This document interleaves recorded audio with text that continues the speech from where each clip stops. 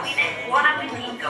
Dopo aver preso i piatti, toccami la mano e proseguo a lavorare. Grazie. Non siamo nel futuro, questa è la realtà. In un ristorante giapponese di Mestre è arrivato un vero e proprio, anzi una vera e propria cameriera robot. Eccola qui.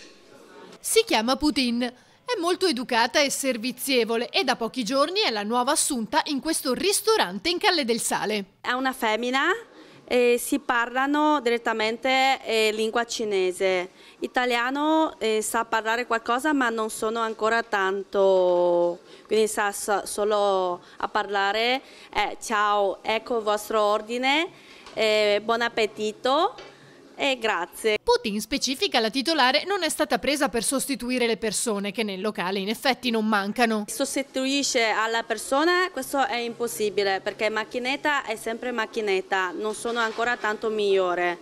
Quindi, poi ci sono tanti clienti che non piacciono a servire con le puttino perché piacciono personale naturale presente, perché personale corre più veloce, quanto abbiamo pieno di gente sicuramente deve essere corri come matti. Come pensano anche molti dei clienti presenti. Può essere un valido aiuto con dei colleghi umani sempre per questioni che non tutto quanto è possibile sempre calcolare, quindi ci sono molte variabili, però può essere un ottimo aiuto. Metà e metà, cioè noi umani siamo unici, quindi secondo me no, cioè il nostro cervello a volte obbedisce anche a quello che noi ordiniamo, quindi secondo me no. Non ci potranno sostituire perché siamo molto più fantasiosi e liberi noi altri.